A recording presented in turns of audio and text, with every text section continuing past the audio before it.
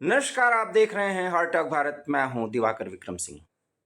इस समय आपके स्क्रीन पर जो बैठे हुए हैं और जो बात करेंगे वो देश के और उत्तर प्रदेश के तो जाने माने एक पुलिस अधिकारी, वरिष्ठ पुलिस अधिकारी रहे हैं।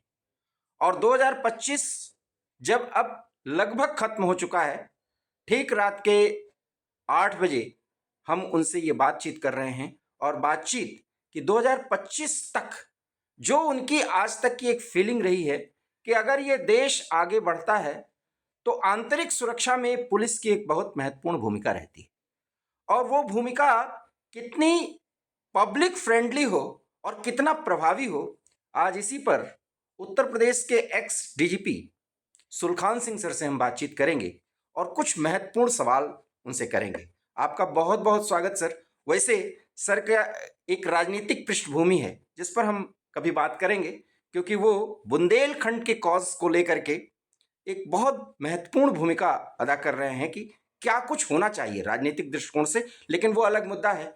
लेकिन उनकी जो प्रभावी भूमिका रही है मॉडर्न पुलिसिंग को लेकर के, उस पर आज हम बातचीत को आगे बढ़ाएंगे। सर, आपका बहुत बहुत स्वागत है एक बार फिर। सर, लॉ कमीशन की रिपोर्ट्स आई हैं और इस देश में पुलिस और पुलिसिंग के रिफॉर्म्स को लेकर के ढेर सारी बातें कही गई हैं। कितना कुछ होता हुआ आप देख पाए हैं अभी तक? दिवाकर जी, पुलिस रिफॉर्म्स पे कोई भी सरकार, कोई राज्य सरकार या केंद्र सरकार कतई इसमें सीरियस नहीं है। पुलिस रिफॉर्म्स के बारे में माननीय सर्वोच्च न्यायालय का फैसला आए हुए 19 साल से ज्यादा, 119 साल हो चुके हैं समझ लीजिए, लेकिन किसी ने इसको ठीक से लागू नहीं किया है। जी। कुछ 30-40%, 50% कह सकते हैं, कुछ राज्यों ने लागू किया है, लेकिन बड़े राज्यों ने इसमें कुछ कार्रवाई नहीं की है। यूपी ने इसमें बिल्कुल कुछ कार्रवाई नहीं की है और सेंट्रल गवर्नमेंट तो इसमें लगातार बाधाएं पहुंचाती रही है शुरू से ही। कोई इसी सेंट्रल गवर्नमेंट की बात नहीं है। तो ये आज पुलिस रिफॉर्म जो है इस दुर्भाग्यपूर्ण स्थिति में है।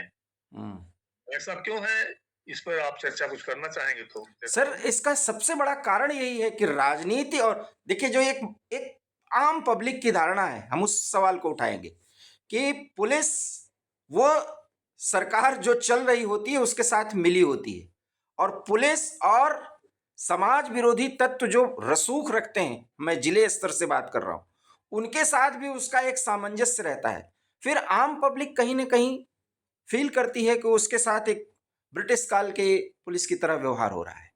ये एक बहुत बेसिक सवाल है।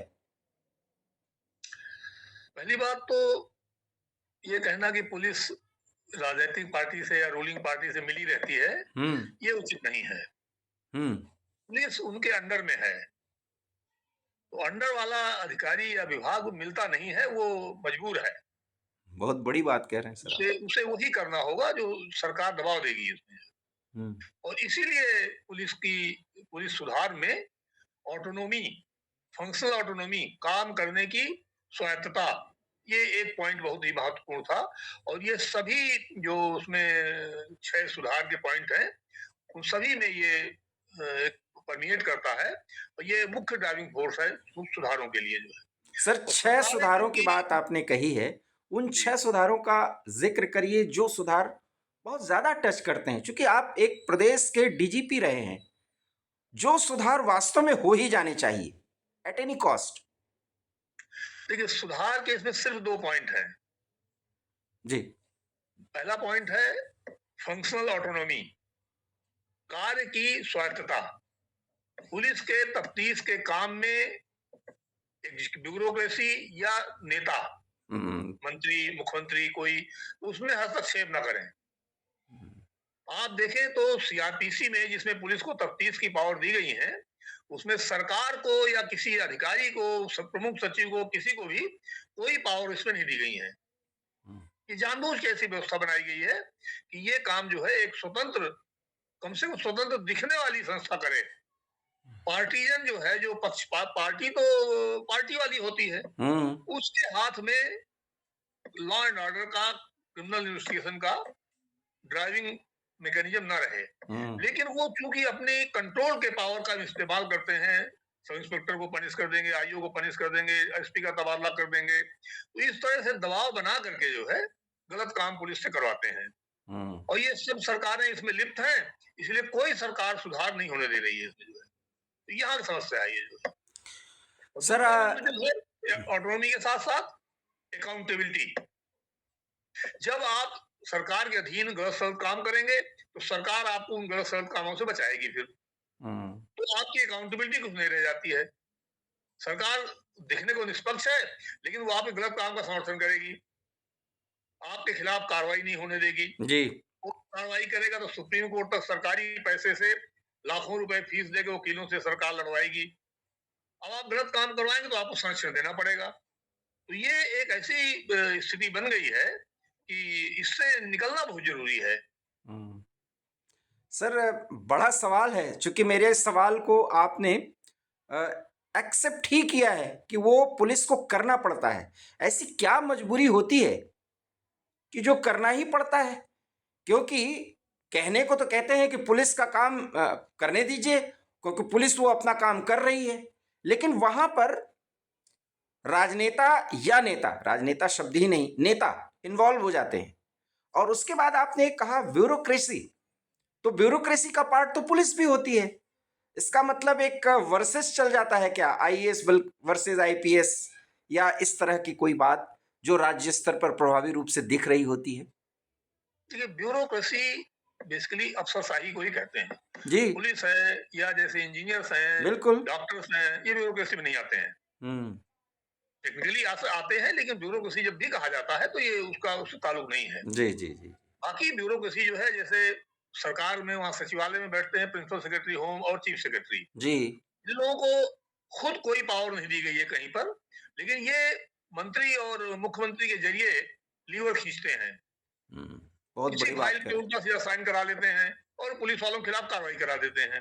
अगर इनकी मर्जी की तफ्तीश ना हो, इनकी मर्जी के हिसाब से किसी के खिलाफ गलत कार्रवाई न करें, तो ये उस दरोगा को, एसपी को हटवा देंगे, किसी ना किसी मामले में फंसवा देंगे, उसको कोई कार्रवाई करा देंगे। जो ये रोज ही देख रहे हैं आप जो है।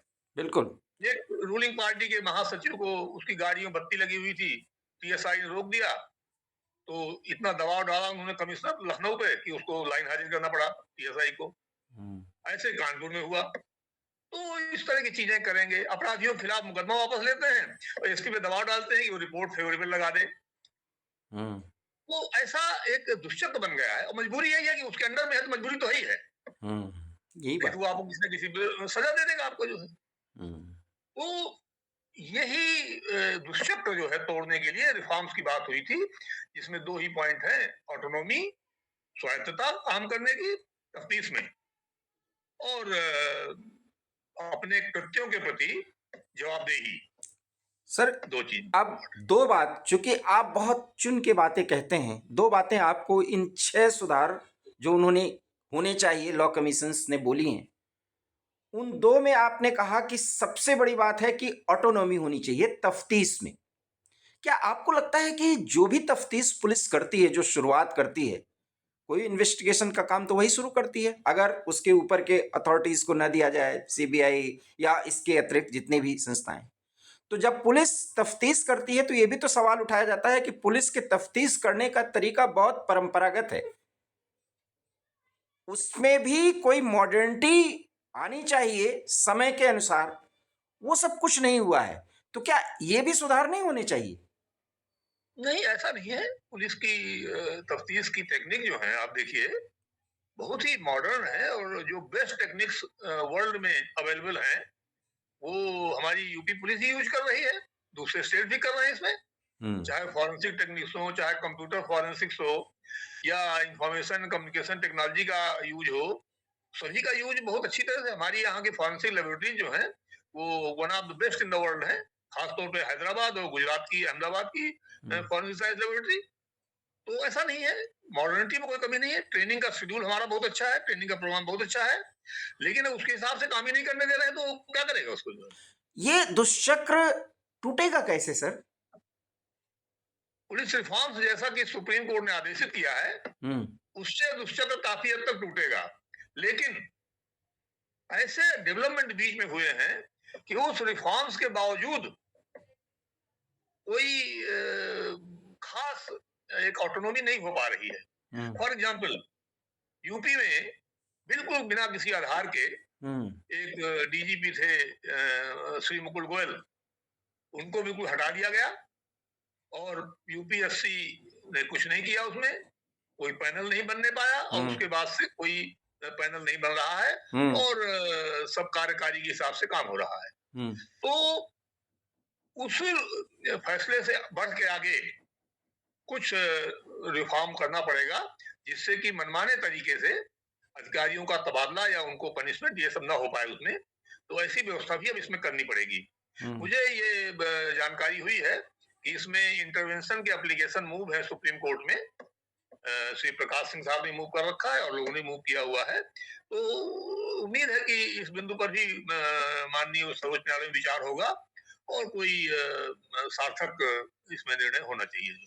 सुलखान सर, मैं आपकी बातें बहुत ध्यान से सुन रहा हूं और इसलिए मैंने सवालों की पूरी फहरिस्त तैयार की है, लेकिन मैं पहले जो एक इंक्विजिटिवनेस है मेरे दिमाग में आ रही, आप बार बार कह रहे हैं कि ऐसा होना चाहिए चूंकि कोर्ट का इंटरवेंशन और सुप्रीम कोर्ट की बात कह रहे हैं।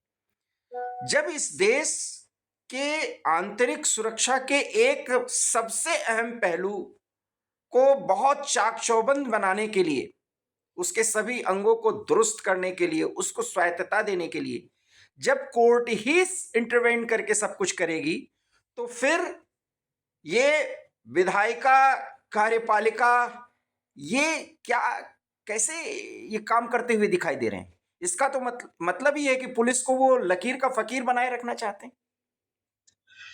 कोर्ट ने तब हस्तक्षेप किया इसमें, ये केस जो है प्रकाश सिंह साहब ने फाइल किया था 1996 में, हाँ। रिटायरमेंट के बाद, और 2006 में लगभग 10 साल बाद इसमें फैसला आया। जबकि इसके पहले लॉ कमीशन, प्रशासनिक सुधार आयोग, national human right commission, national police commission 1979, Ribeiro committee, Padmanabhaiah committee, ये तमाम कमेटी कमीशन ने 20 इसमें रिफॉर्म रिकमेंडेशन दिए हैं सब, लेकिन सब डंप पड़े हुए थे, इसमें किसी में कोई कार्रवाई नहीं हो रही थी। ये सारे मुद्दे सर्वोच्च न्यायालय के समक्ष रखे गए थे और उन्होंने कहा कि जब तक सरकारें अपना कानून नहीं बनाती हैं, बिल्कुल, तब तक ये निर्देश लागू रहेंगे। सरकारों को चाहिए कि अपना कानून बनाएं और कानून सरकार जब बना लेगी अपना, तो सुप्रीम कोर्ट के निर्देश जो उसमें लागू नहीं होंगे फिर जो है, क्योंकि उसमें खुद ही लिखा हुआ है कि जब तक अपना कानून नहीं बनाते तब तक ये इसमें लागू रहेगा। तो ये उनको करना चाहिए।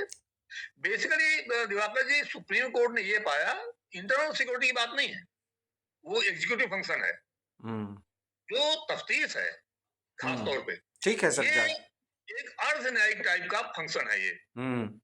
यद्यपि इस ठीक के शब्दों नहीं कहा है, क्योंकि पुलिस की तफ्तीश, पुलिस की कार्रवाई व्यक्तियों के लाइफ और लिबर्टी, जीवन और स्वतंत्रता के अधिकार का हनन करती है, उस पर प्रहार करती है जो भी कार्रवाई पुलिस करती है। इसलिए ये कार्रवाई आम प्रशासनिक अधिकारियों की तरह नहीं मानी जा सकती।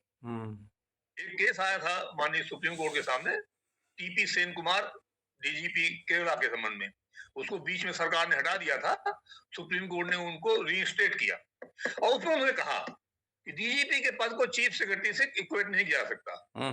चीफ सेक्रेटरी ये sort of assistance to the ministers, clerical, ministerial post है, सेक्रेटरियल पोस्ट है ये। तो उसको जब चाहे, जिसको चाहे बनाए, जिसको चाहे रखें, जब चाहे करें, ये उनका पर्सनल स्टाफ टाइप का है। लेकिन ये स्थिति डीजीपी की नहीं है, तो इसलिए डीजीपी को आप इस पे इक्वेट नहीं कर सकते। डीजीपी के मामले में आप अपॉइंटिंग में इतनी ज्यादा छूट नहीं दी जा सकती सरकारों को, जिसको चाहे बनाए, सीनियरिटी ना देखें, जूनियरिटी ना देखें, क्या मेरिट है, 15वें नंबर वाले को बना दें, 12वें नंबर वाले को बना दें, जिसको चाहे, इतना छूट नहीं दी जा सकती। आपका लोकतंत्र की मर्यादा यही है कि कोई भी अधिकार जो दिया गया है किसी को, असीमित नहीं है। तानाशाही में लोकतंत्र में यही फर्क है कि अपार्ट फ्रॉम चुनने के तरीके से, एक फर्क ये मुख्य है कि तानाशाह कुछ भी आदेश दे सकता है, लोकतंत्र में आप कुछ भी आदेश नहीं कर सकते। अगर आपको आदेश दिया गया है कि आप डीजीपी तैनात कर सकते हैं, तो आप ये नहीं है कि आप जो है किसी दरोगा को डीजीपी बना दें, बिल्कुल, या किसी एसडीएम को डीजीपी बना दें, ऐसा नहीं कर सकते आप। आपका अधिकार असीम है, या एसपी को बना दे, आईजी को बना दे, ऐसा नहीं कर सकते आप। आपको एक रीजनेबल छूट, वो लीवे है, आजादी है, जो आपकी आजादी जो है असीमित नहीं है। कोई अधिकार, ये तो मैं एक उदाहरण दिया डीजीपी का। जी जी। लोकतंत्र में किसी मंत्री, मुख्यमंत्री, प्रधानमंत्री, किसी का अधिकार जो है सीमित नहीं होता है। वो उसको संविधान की मर्यादा का पालन करना पड़ता है, और संविधान की मर्यादा ये है कि उसकी आत्मा का आप ध्यान रखें। अगर आपको कहा गया है कि आप तैनात करिए, तो आप रीजनेबल तरीके से तैनात करिए, ऐसा नहीं कि जिसको चाहे आप पोस्ट कर दें। पहले यही होता रहा है यहाँ पर, 15वें नंबर को पोस्ट कर दिया, बाकी सब बैठे हुए हैं, कोई पूछने वाला नहीं। तो ये सब परिस्थितियां देख करके सर्वोच्च न्यायालय ने ये आदेश किया था जो है। सर, डीजीपी का बार बार जिक्र कर रहे हैं, टेन्योर को लेकर के 2 साल मिनिमम एक डीजीपी को अगर वो नियुक्त हुआ है तो उसकी एक भूमिका होनी चाहिए और वो अपने भूमिका के साथ न्याय कर सकता है। इसको लेकर के आपकी। पहला जो सुधार था इसमें वो डीजीपी का ही था। जी। और वो ये था कि यूपीएससी के थ्रू एक पैनल बनाया जाएगा, 3 आदमी का पैनल बनेगा, और वो उनमें 3 में से किसी एक को राज्य सरकार तैनात करेगी, डीजीपी। और जो तैनात होगा उसका मिनिमम 2 साल होगा, irrespective of date of retirement. उसकी डेट ऑफ रिटायरमेंट चाहे कुछ भी हो, मिनिमम 2 साल का जरूर होगा, यानी 2 साल से ज्यादा तो हो सकता है, उससे कम नहीं हो सकता। तो ये 2 की पॉइंट जो है डीजीपी के तैनाती में थे। इससे क्या फायदा होता सर? जो इससे फायदा ये होता कि एक तो सिक्योरिटी ऑफ टेन्योर होती है इसमें, और दूसरा जो चॉइस है जी। सरकार की, वो एक लिमिटेड की गई है इसमें, कि पैनल जो बनेगा उसमें यूपीएससी पूरा कंसीडर करता है, इसको रिकॉर्ड कंसीडर करता है, यहाँ के भी अधिकारी उस पैनल में होते हैं, यूपीएससी का मेंबर कोई होता है उसमें, होम मिनिस्ट्री का कोई अधिकारी रहता है, तो इस तरह से उन्होंने अपना बना रखा है। तो वो पूरा रिकॉर्ड कंसीडर करते हैं ऑब्जेक्ट तरीके से, वो पाते हैं कि भाई सबसे सीनियर मोस्ट जो फिट है वो 3 कौन से हैं, तो 3 की छूट आपको उसमें दी गई है। अच्छा। सरकारें चाहती तो उसको 3 को 5 या 7 करा सकती थी, लेकिन सरकारों ने उस पर ध्यान ही नहीं दिया। आप ये तो कह सकते हैं साहब 3 बहुत कम है, हमारा बड़ा स्टेट है, हमको आप 7 का पैनल बना दीजिए, 5 का पैनल बना दीजिए, लेकिन उसको लोग ध्यान ही नहीं दे रहे हैं लोग, इसलिए वो रिफॉर्म्स हो नहीं पा रहे। सर, ये जो नया सीआरपीसी और ये सब न्यायिक संहिता एक वजूद में आ चुका है, इसको लेकर के क्या पुलिस अब बहुत ज्यादा जनता से जुड़ पाएगी, ये फील जनता कर पाएगी? आपको क्या लगता है इस पे? देखिए, नए बीएनएसएस जो है, जो सीआरपीसी को रिप्लेस कर रहा है, उसमें कोई सब्सटेंशियल चेंज नहीं है पुराने वाले से। ये 99% कॉपी पेस्ट है पुराने वाले के, एक एक कामा फुल स्टॉप तक वही है पुराना, वो इसमें कुछ नहीं होना। दूसरी बात, मैं जल्दी से ये भी कहना चाहूंगा इसमें कि कानून के जरिए आप जवाबदेही नहीं कर पाएंगे, उनकी एक्सेप्टेबिलिटी नहीं बना पाएंगे। जवाबदेही तो बना सकते हैं, एक्सेप्टेबिलिटी नहीं बना पाएंगे। एक्सेप्टेबिलिटी बनेगी, जो स्वीकार्यता होगी जनता में, वो होगी जब आप भरोसेमंद बने। पुलिस भरोसेमंद बनना होगा। हमारे कंसेप्ट समाज में भी हमारे बुद्धिजीवी लोग बोलते हैं, सरकारें बोलती हैं कि पुलिस का डर होना चाहिए अपराधियों में। मैं बार बार इस बात को कहता हूं, पुलिस का डर नहीं होना चाहिए, पुलिस के ऊपर भरोसा होना चाहिए। ये एसओ, ये डिप्टी एसपी, ये एसपी अगर पा जाएगा गलत साइड में तो छोड़ेगा नहीं, ये भरोसा होना जरूरी है, तब जाके कंट्रोल होगा।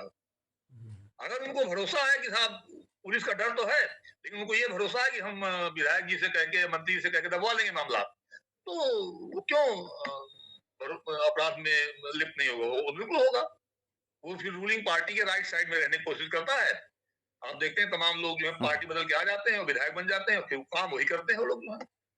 तो इसमें भय की बात नहीं, भय नहीं पैदा करना चाहिए। भय पैदा करने से भ्रष्टाचार बढ़ने लगता है।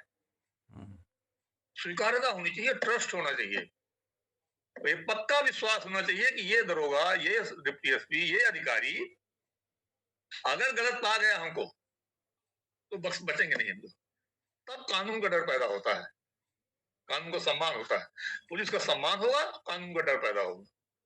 और अगर उसको लगेगा हम मैनेज कर सकते हैं, तो डर से तो बेईमानी बढ़ जाएगी। जो कमजोर आदमी होगा उसको डरा के पैसा वसूलेंगे पुलिस वाले, और मजबूत आदमी तो अपना मैनेज कर ही ले रहा है।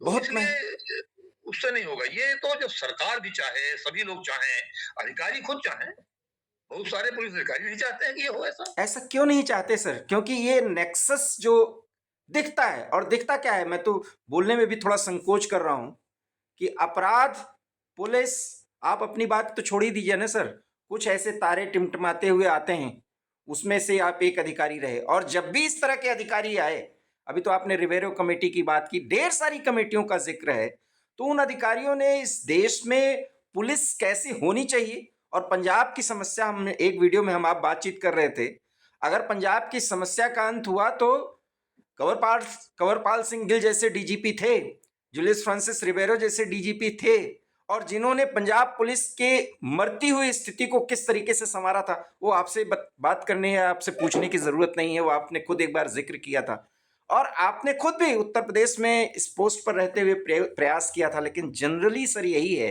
ये नेक्सस मान लिया जाता है, पब्लिक मान लेती है कि ये तो होगा, उसको लेना है, इतना इतना हफ्ता चला जाएगा, इतना महीना चला जाएगा, इतना ट्रांसफर पोस्टिंग, ये सारी बातें पूछने में भी कुछ अजीब लग रहा है।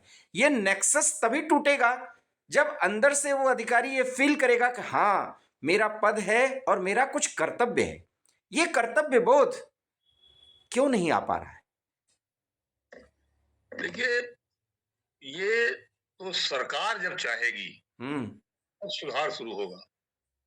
सरकारें पुलिस का मिसयूज करती हैं और पुलिस अधिकारी भ्रष्टाचार करते हैं उसी चीज से, जिससे वो मिसयूज करती हैं, उसी से पुलिस वाले भ्रष्टाचार करते हैं।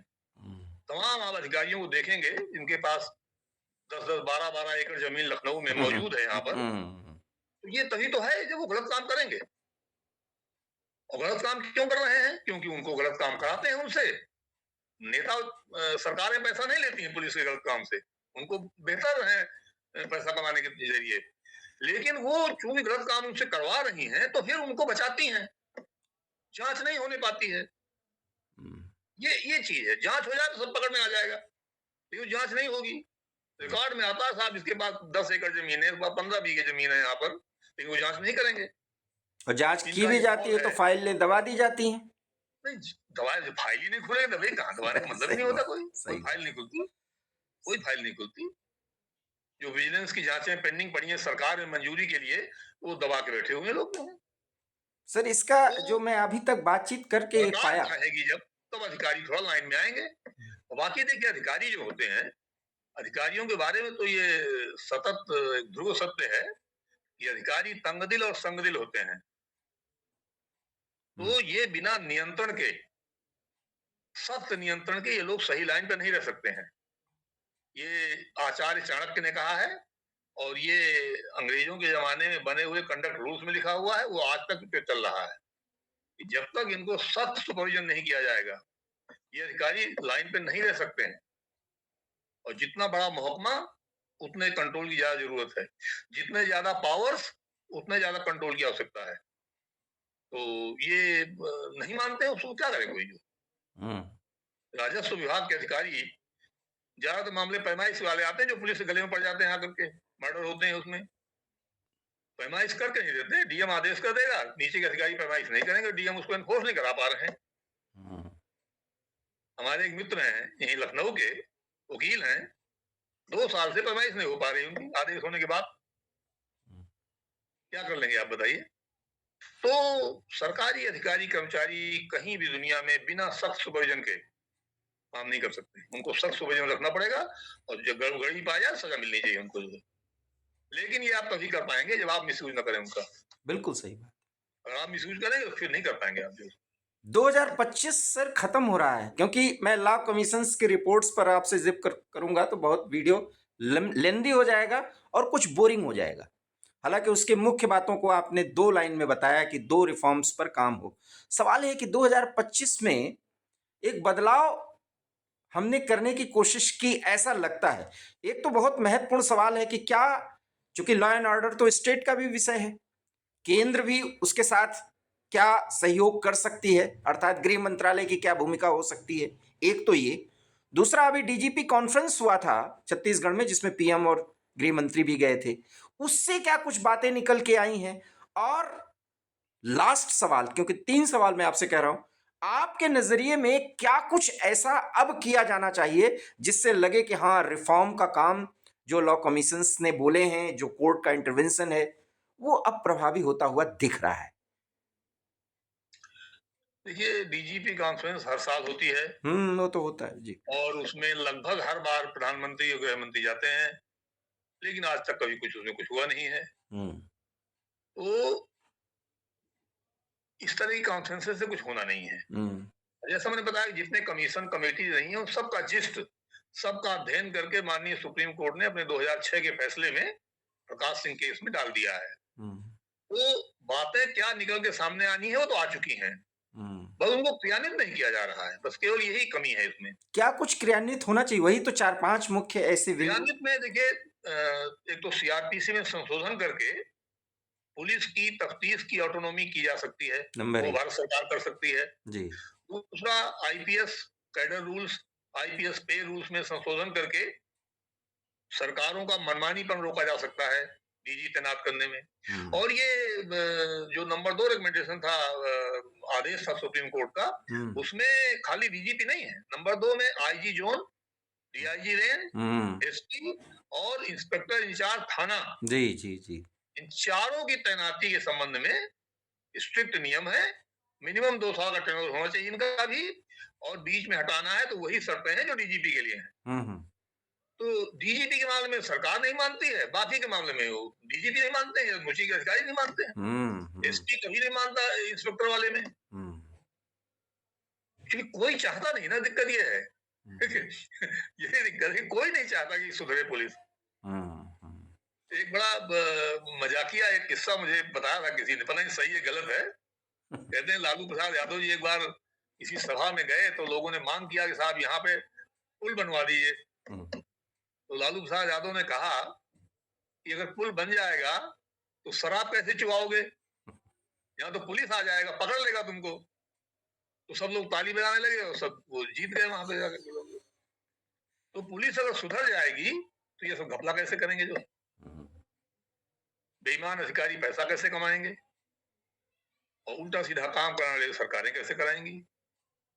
तो ये तो देखिए विल पावर की बात है, इसमें जब तक इच्छा शक्ति से कोई नहीं करेगा ये सुधार नहीं होगा कभी भी। दुनिया में इस तरह की पुलिस की हालत खराब कहीं थोड़ी है। पुलिस सब जगह जवाबदेह होती है और सब जगह जो है वो रिस्पेक्ट करती है जनता का। पब्लिक पे का रिस्पेक्ट करना ये लोकतंत्र की मिनिमम मिनिमम आवश्यकता है। हमको एहसास कैसे होगा कि हमारा शासन है?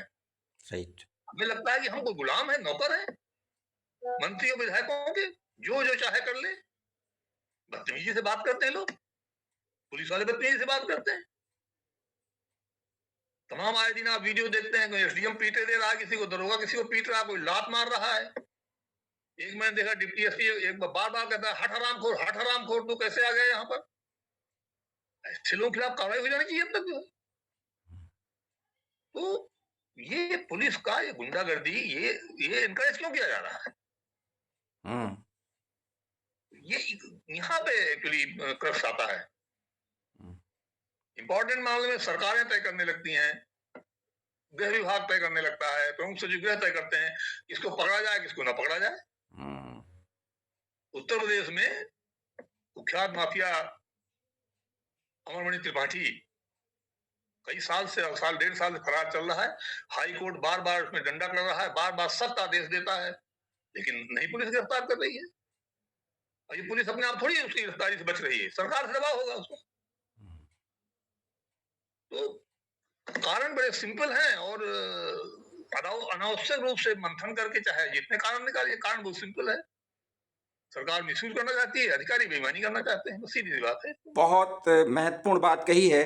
और 2025 खत्म होने के समय DGP Sulkhan sir, x DGP Sulkhan sir की ये बातों को बहुत गौर से सुनिए, और हमने बहुत महत्वपूर्ण सवाल चुन करके उनके सामने रखे, लॉ कमीशन के रिफॉर्म्स के संबंध में, सुप्रीम कोर्ट के इंटरवेंशन के संबंध में, सीआरपीसी जो नया है उसके संबंध में।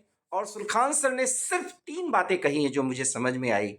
विल पावर होना चाहिए, इच्छा शक्ति, दूसरी बात सरकारें मिसयूज न करें और अधिकारी उसको गलत तरीके से पेश करने की कोशिश न करें, उसका फायदा उठाने की कोशिश न करें। कहीं ना कहीं लाल फीताशाही भी इस समस्या की जड़ में है। और ये जो नेक्सस की बात होती है, अपराधी, राजनेता, पुलिस, इस नेक्सस को तोड़ने के लिए ज़रूरी है कि हमारा ध्यान इस ओर हो कि हमारी पुलिस की छवि बहुत बेहतर हो, और इसके लिए ज़रूरी है कि राजनेता इस ओर कदम बढ़ाएं और पुलिस के अधिकारी भी इस ओर कदम बढ़ाएं, लेकिन दोनों नहीं चाहते। 2025 की इस स्थिति में 2026 में हमें आशा ही नहीं, पूर्ण विश्वास है कि कुछ बेहतर होगा, क्योंकि सुलखान सर जैसे एक्स ऑफिसर्स अगर इस बात को उठाते रहे हैं तो कहीं न कहीं इसका एक बड़ा दबाव बनेगा, एक जनमत तैयार होगा। और स्टेट्स, चूंकि लॉ एंड ऑर्डर का विषय है स्टेट्स का, इसलिए स्टेट्स के मुख्यमंत्री और नेता भी ये चाहेंगे कि हमारे राज्य की पुलिस की जो छवि हो वो बहुत पब्लिक फ्रेंडली हो। सुलखान सर, आपने हार्ट अटैक भारत से बातचीत की, आपका बहुत बहुत धन्यवाद। और कोई सवाल दर्शकों का हो तो जरूर पूछेगा सुलखान सर से, हम उस सवाल का जवाब लेंगे किसी अगले वीडियो में। लेकिन हमारा ये वीडियो अगर आपको पसंद आया तो प्लीज़ से लाइक कीजिएगा, शेयर कीजिएगा, और हमारे चैनल हार्ट टॉक भारत को अगर आपने सब्सक्राइब नहीं किया है तो प्लीज़ से सब्सक्राइब कर लीजिएगा। बहुत बहुत धन्यवाद सर, नमस्कार। नमस्कार।